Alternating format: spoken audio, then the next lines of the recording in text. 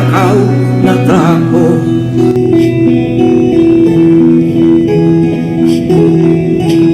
Madilim na kahapon, ikaw ang mag-aahon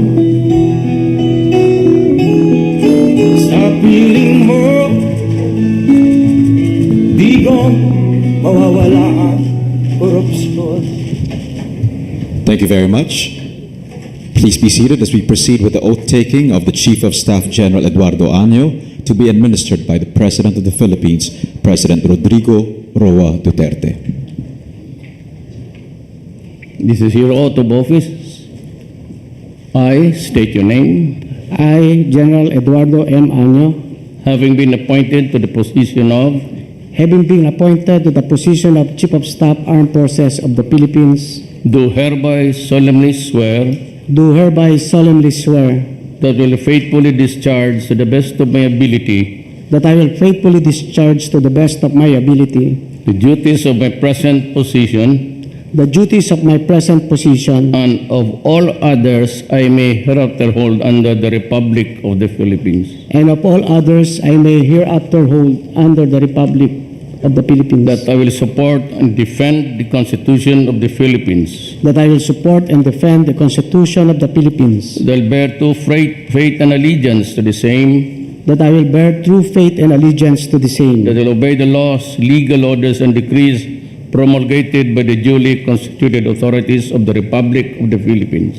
that I will obey the laws, legal orders, and decrees promulgated by the duly constituted authorities of the Republic of the And Philippines, that I impose this obligation upon myself voluntarily without mental reservation or purpose of evasion.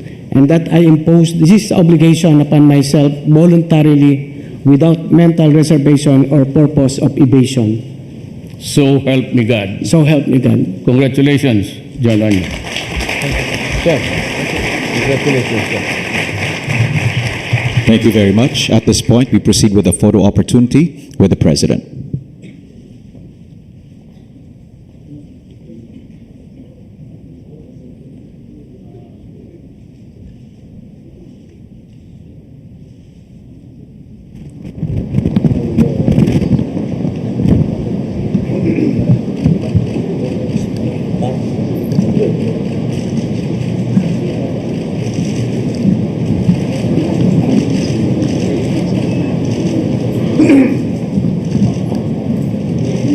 Thank you very much, and congratulations. At this point, we would like to request our newly appointed generals and flag officers to please rise as the President will now administer the oath of office for the newly appointed generals and flag officers. Raise your right hands and repeat after me. I say your name. Having been appointed to the position of do hereby solemnly swear that I will faithfully discharge to the best of my ability the duties of my present position and of all others I may hereafter hold under the Republic of the Philippines. That I will support and defend the Constitution of the Philippines. That I will bear true faith and allegiance to the same. That I will obey the laws, legal orders, and decrees promulgated by the duly constituted authorities of the Republic of the Philippines.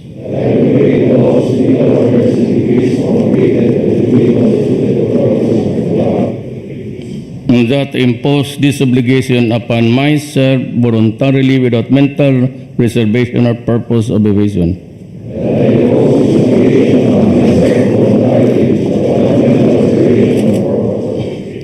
So help me God. Congratulations sa inyo, sir. Thank you very much, Mr. President, and congratulations. At this point, may we kindly request the President for his message.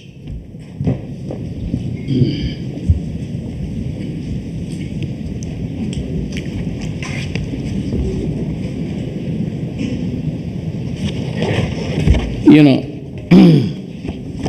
As always, somebody prepares a speech for me just to meet the contingencies of the moment.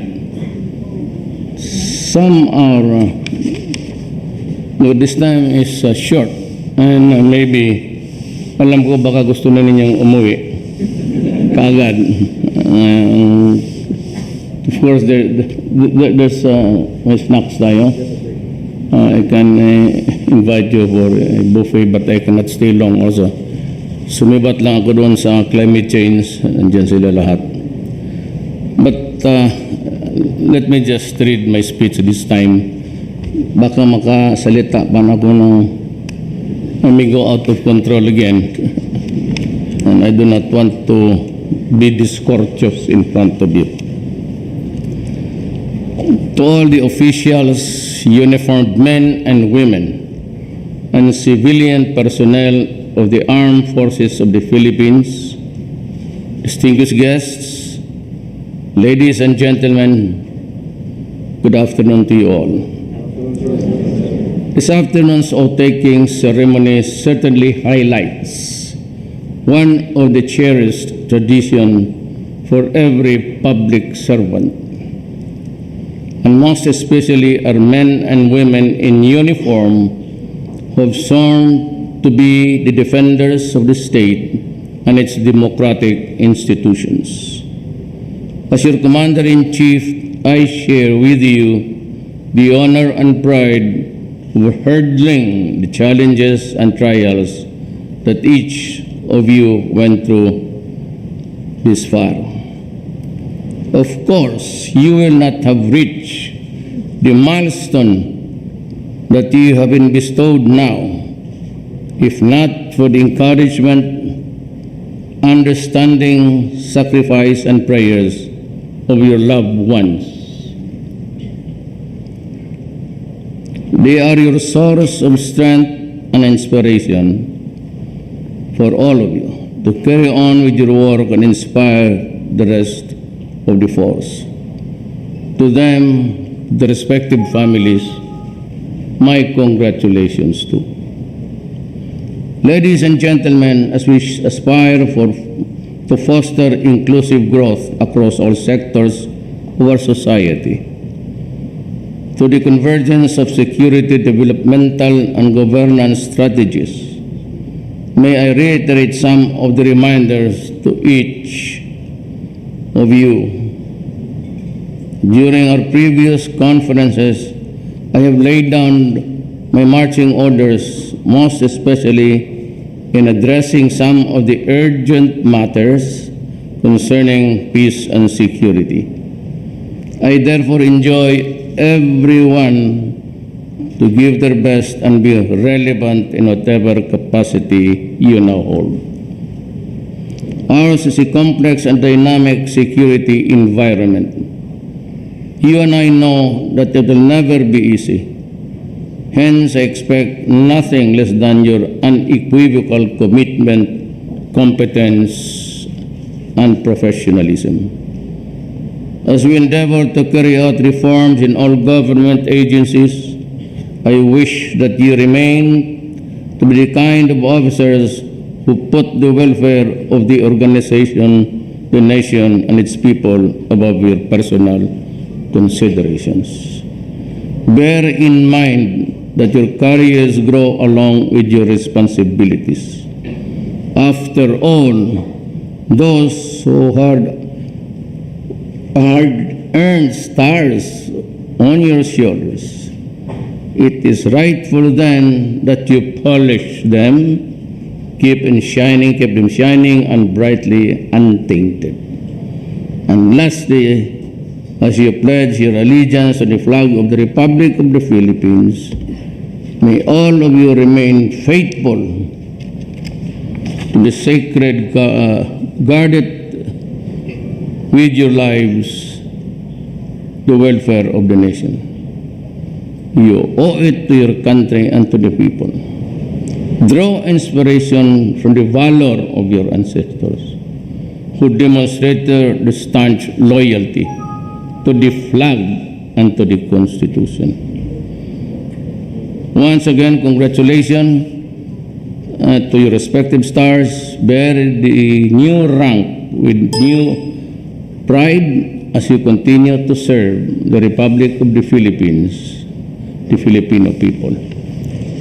You know, I would like just to add an ad-lib.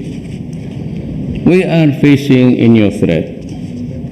When I was newly inaugurated president, I made it my obligation to tour the entire country, visiting camps, military, police, and otherwise.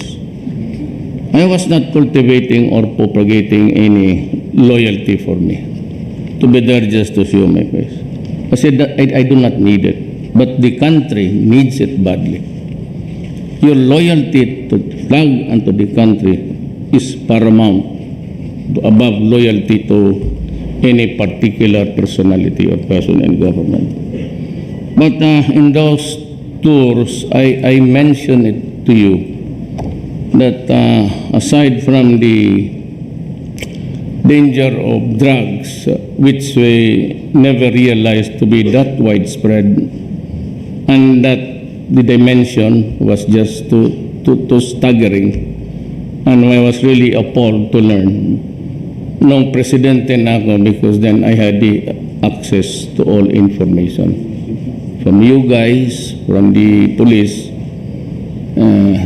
from all, BI, and even in the validation, I had to take in the DILG just to make sure that I was on the right track, that nobody would have been, it's always when your name is published there in connection with drugs, whether you're a politician or you're a policeman or army man, you're destroyed forever. So it took that long for me, really. And I said the numbers are just too great. To the extent that I decided to furnish everybody, the Speaker of the House and the Senate, sinabi ko sa kanila na mabigat ito, hindi ko kaya. I don't know, sabi ko, what your plans are. But even if you declare martial law 1,000 times, because little did we know that but 5, 4, 3, 2, 1, 6 years ago, we were already in narco politics. And that most, on the ground level, ang mga barangay captain, 40% of the entire country. Sa druga na. And I decided that if we hold the elections sa barangay as scheduled, talo ang Pilipino. Because ang magpatakbo pera na ng narco-politics. Sabi ko nga sa inyo, yung mga pabrits, the apex of your career, how long, how hard was it for you to reach what you are now? Paski just to earn a good income to build a modest house. Ilang taon nga pinagharapan? How many battles did you go through? Place yourself on the line and come up still alive to reach the retirement age. Ilan lang sa inyo nakakaroon ng pera para for the savings of even it's anticipating retirement days will not really be enough. Kita mo ito, hindi ko kayo pinapainggit. Galit ako sa kanila. Ito naman itong mga mayors. Ito naman itong mga barangay captains. They go into drugs. Overnight, they become millionaire. Then they create so many slaves, 4 million plus. They would never know how many. Who are really slaves in the true sense of the word. Mas mabuti pa nga yung slave sa slave markets ng Africa or the Middle East. Pag nabili sila, mapatrabaho mo pa. Itong mga Pilipino, pag tinamaan to, at gumano na talaga because the use of shabu will result inevitably in the shrinkage of the brain. Kaya may makilala kayo, pamangkin ninyo, kausapin mo, wala na mag-usap kayo, start with a topic, then suddenly, they go out of range. Wala nang, so anuhin natin ito sila. Mga anak ng kapwa natin Pilipino. Kaya galit talaga ako, Sus Marisep, hindi lang yan. Talagang, kaya ako, spoke out the words, talagang gagawin ko, ibabalik ko talaga sa kanila yung ginawa nila sa Pilipino. When I was mayor, lahat kayo halos na dumaan ng Mindanao. I was a bit strict. But in Davao, I thought that that was it. Meron dito bang mga intermittent entry. Hindi ko alam na ang buong doon sa Davao kasi takot nga silang mamatay. Hindi ko alam sa ibang Pilipinas, grabe na pala. So it included municipal mayors. It includes... So ganito na lang. Pati ako sasali ko, I do not need any security. I will go back to the Alunan doctrine. They're only allowed 1 or 2 security. Mga mayors pati governors, kung takot kayong mamatay, edi mag-resign kayo Pero kung sabi ninyo na you go around with an entourage of 2-3 kumboy tapos may armas, lalo na sa Mindanao, I do not want to offend, but that is true. Pag kami nyo travel with 10 cars, 15 cars, puro armado, halos lahat yan, may droga ka. And that has been proven time and again. Now, beginning tomorrow, the ES, I don't know if we'll be able to draft I will prohibit. Bako sabi nila isali ang presidente, okay lang. I travel commercial. I do not need any. Basta may tao na magtingin sa akin sa likod, one in front, tapos na. I will not allow excessive. Kasi dyan nag-umpisa. Kita mo yun noon. Sino ba naman police pati maglakad yung mayor dyan when they pasok nila, they want the presence felt. Tapos maraming security, katalo pa ang presidente. And all the while, akala natin, ayaw na natin hulihin rin ninyo, hulihin rin ng polis, sa tawag naman dito sa Malacanang, Mr. President, nakakasira ito sa ating partido dito sa politika. They cannot do that to me. In the first place, hindi man ako humingi ng tulong sa kanila. Few politicians far and wide in between the years and even during the campaign. There are only about 4 governors. In the hometown of my father, walang ako basig isang barangay captain. Of course, I won.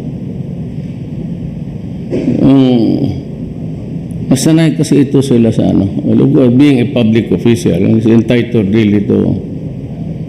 Pero beginning, I don't know, kailan yung palabas ni Executive Secretary, we go back to the Alunan doctrine.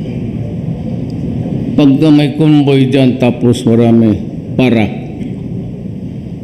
then inspection. There's a declaration of lawless violence.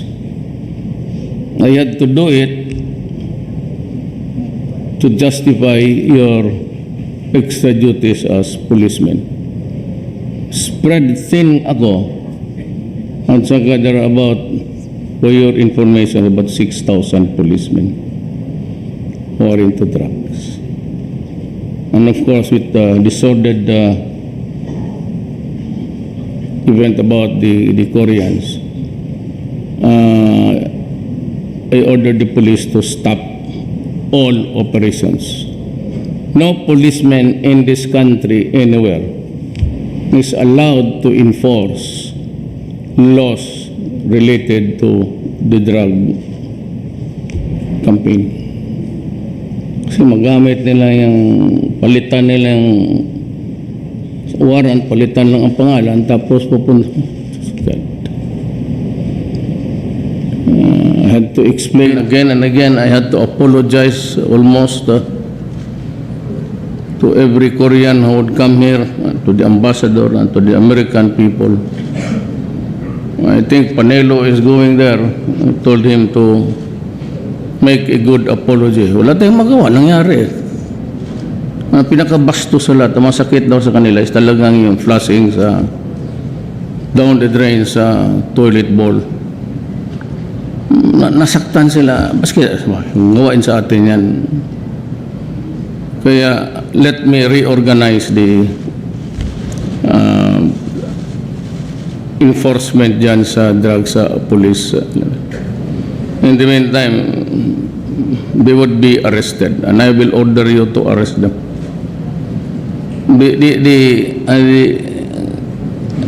Kung hindi ko kayo ipasok sa laro, patay ako. Walang magtingin dyan sa abusadong pulis. The culture of corruption sa pulis matindi. In the beginning, pati mga generals. So that's why if we are asking, bakit naman ganito kalawak?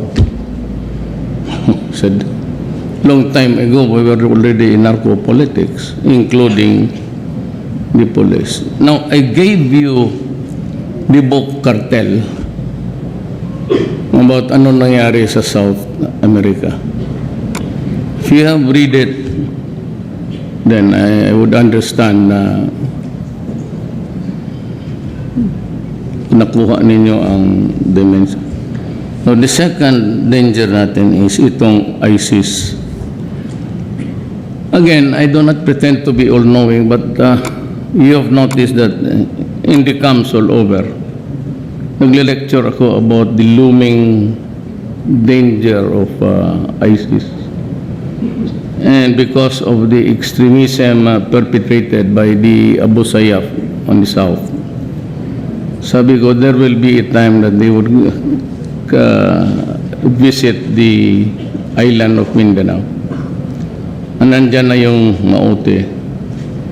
And from what we can gather is that itong si Hapsilon was chosen to lead. Nagbibidahan niya sila lahat pati sa Indonesia who would be chosen parang chapter president ng ISIS. And Hapsilon from the Holo area have entered Mindanao. There is a fight at least going on limited sa Mindanao. We have to contain the fighting in Mindanao.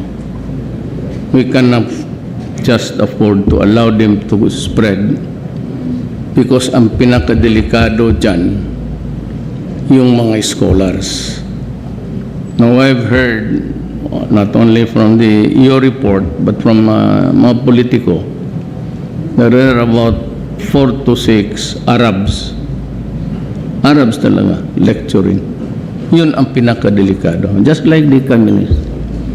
Yung mga political officer nila ang delikado para sa atin. So sabi ko nga kay Delphine, kay Lorenzana, sa lahat, we have to contain the fighting. We cannot afford to allow it to spread. Maraming madadako. Else, I'll be forced to arm everybody. Gaya ng Alsamasa. Kung sino yung kalaban ng ayaw ng komunista. But in the end, it also proved disaster because pagkatapos ng Alsamasa, wala na yung komunista. Every time Dick and Harry was given a firearm to fight the communists, they were using it against civilians. Depredations. Hold up, lahat na. So that we have to. But I cannot allow, they're not only killing, it has nothing to do with Moro and Christians. They're just killing everybody. They're kidnapping Indonesians. Na may bagong report na naman, so a special emissary was sent by the central government of Jakarta who flew in last night. An urgent, ano ang ginagawa natin. So I just reminded them that we will just, we have this agreement, we have this understanding. Put it into practice and allow more ships to magkulang kami. And by the way, I also asked China if they can patrol the international waters without necessarily intruding into the territorial waters of countries. We would be glad if we have their presence there. Hindi man kailangan gray ships. Sabi ko, baska yung Coast Guard cutter just to patrol like what they did in Somalia. Tumulong sila. Somalia has toned down. But dito sa Malacca Strait, pati dito sa Sulusi, it remains to be a big problem. And kung masarayan dyan, either they go up to the north, and if you're headed for Mexico down south, or dito ka magdaan mas malapit, which would mean higher costs, higher rate, higher insurance, it adds up to the goods and the services that governs the world. It's always goods and services. So, yan ang your mission.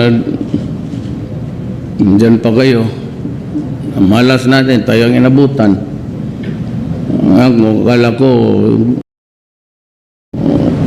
good sailing ako. Ngayon pala, lumabas lahat by the hundreds of the thousands. I was scared. I don't know if you were scared. I was scared. Hundreds of thousands dyan sa TV. Puro payat, puro malnourished. Anong ginawa nila sa Pilipino? Na will understand my hatred. Talagang galit ako. Talagang galit ako. Yung mga international, yung mga, you don't mean anything to me. You shut up. I have a problem to solve, and it is my country's problem. Do not mess up with me. Kaya marang laking mabutit na lang itong bagong presidente. Mr. President-elect, may I congratulate you of your victory. This is President Duterte of the Philippines. Oh yes, I've heard that they have the bad fix with these State Department people. This god lousy guys there, and it's about the son of a better areas. Me and my country in that border of also the guys there and government is helping each other, flooding my country. You are doing the right thing. Hindi ko malaman ngayon if I will be Obama or I will obey the Trump. So, iba-iba kasi ang estilo talaga ng mundo. So ngayon, wala na yung mga human rights dito, tahimik sila. Sabi ni Trump, you're doing it right. Nung tanongin mo ako, if I'm doing it right, then do not ask me any question. It is already right. Well, that is the dynamics of the world. But may I congratulate you again, and we have always faith or trust in you. I've been mayor for one of the cities they pointed out was better developed. You know, I've hit 9% sa growth. 9% is the highest so far sa history. But 7 lang yan. I hit 9 because Davao is, and I could not have done it, really, without the help of the military and the police. Hindi ko kaya yung ganun. Sino magtrabaho yung military and the police? Ayoko na lang magyabang kung ano. Basta ako sa inyo ako. Huwag kayong maniwala niyang komunista ako. Yung mga babae lang yan na magaganda ang hinahabol ko dyan. Hindi naman yung... Hindi, biro lang. So I cannot stay with you because kami we have to go back to the climate change conference. I just told them na tinakot ko si Ligarda na I have to go kasi yung mga sundalo nagkakak na ng baril. By the time tayo maglabas tayo dito, arestado na tayong lahat. So I'm proud of my soldiers. I'm really proud of you. Mabuhay ang Armed Forces of the Philippines. Thank you very much, Mr. President, for the challenge and for the inspiring message. Now we proceed with a group photo opportunity. May we kindly ask the following officials to please join the President on stage. Secretary Delfin and Lorenzana, I stand corrected. General Eduardo Año, Chief of Staff of the Armed Forces of the Philippines.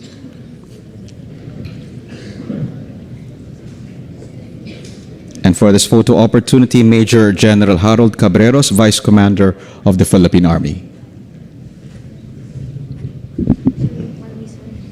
Thank you, sirs. At this point, may we now call on the newly appointed generals from the Philippine Army to join the President for the photo opportunity.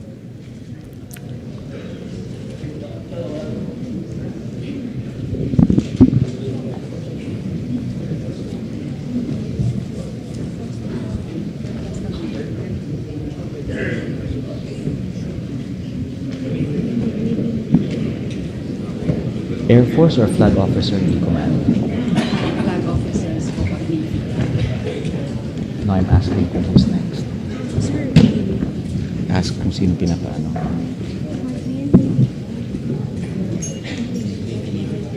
flag officers.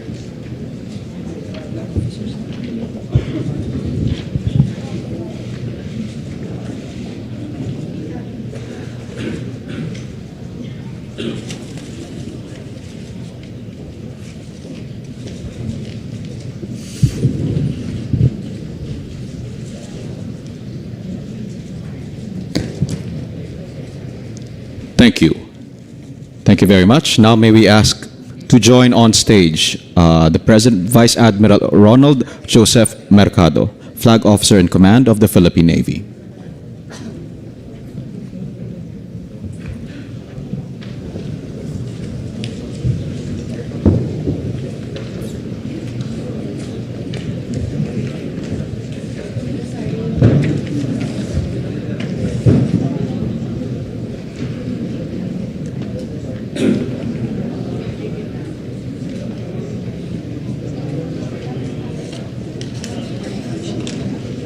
Nag-exit dito sa parang sir na.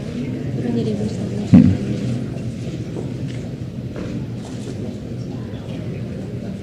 Sir, thank you. Thank you very much. Kindly exit to your right. At this point, may we call on stage to join the President, Lieutenant General Edgar Fallorina, Commanding General of the Philippine Air Force, as we call on the newly appointed generals from the Air Force to join the President.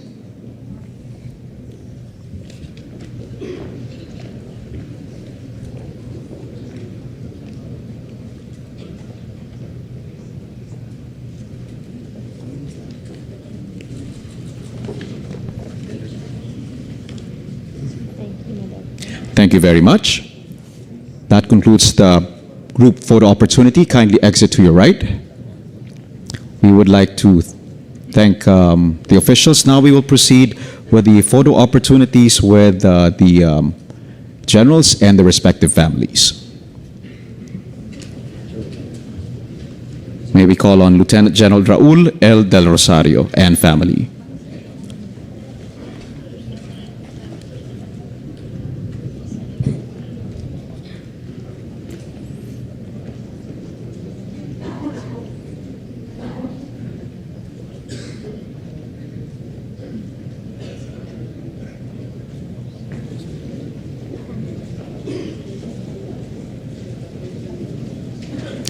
Thank you. And we call on Lieutenant General Oscar T. Lactao and family.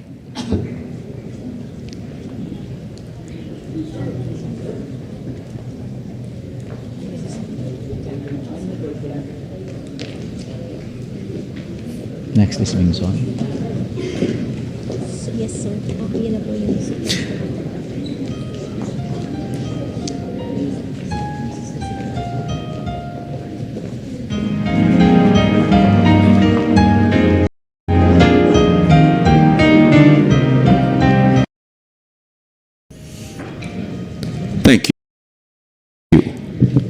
We now call on Major General Melquiades L. Feliciano and family.